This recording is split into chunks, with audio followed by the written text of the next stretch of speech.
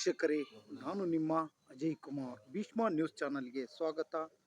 ಇಂದು ನಾವು ದಾವಣಗೆರೆ ಜಿಲ್ಲೆ ಜಗಳೂರು ತಾಲೂಕು ಬಿಳಿಚೋಡು ಗ್ರಾಮದ KPS ಕರ್ನಾಟಕ ಪಬ್ಲಿಕ್ ಶಾಲೆಯನ್ನು ನಾವು ಇವತ್ತು ನೋಡಿದಾಗ, ಪಬ್ಲಿಕ್ ಶಾಲೆ ಸಾಕಷ್ಟು ಈ ಒಂದು ಶಾಲೆ ಎಲ್ಲೆಂದರಲ್ಲಿ ಕಳಚಿ ಬೀಳುವಂಥ ಕೆಲಸ ಆಗ್ತಾ ಇದೆ.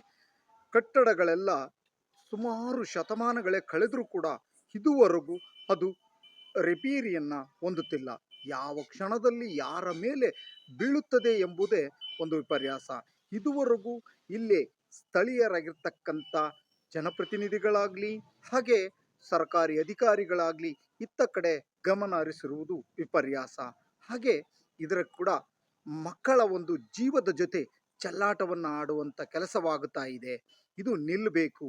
ಇಲ್ಲಿ ಇರ್ತಕ್ಕಂಥ ಶಾಲೆಯ ಕಟ್ಟಡ ಒಂದು ದುರ್ವ್ಯವಸ್ಥೆಯನ್ನು ಮಾಡಿಸುವಂಥ ಕೆಲಸವನ್ನು ನಮ್ಮ ಸ್ಥಳೀಯ ಜನಪ್ರತಿನಿಧಿಗಳಾಗಿರ್ತಕ್ಕಂಥ ಈಗಿನ ಶಾಸಕರು ಆಗಿರ್ತಕ್ಕಂಥ ಶ್ರೀಯುತ ದೇವೇಂದ್ರಪ್ಪ ಸರ್ ಅವರು ಇದನ್ನು ಒಂದು ತೆಗೆದುಕೊಂಡು ಈ ಶಾಲೆಯನ್ನು ಒಂದು ಪುನರ್ ನಿರ್ಮಾಣ ಮಾಡಬೇಕು, ಅಥವಾ ಇಲ್ಲಿ ಬೀಳ್ತಕ್ಕಂಥ ಈ ಒಂದು ಕಟ್ಟಡದ ಒಂದು ದುರ್ವ್ಯವಸ್ಥೆಯನ್ನಾದರೂ ಮಾಡಿಸಿಕೊಡಬೇಕು.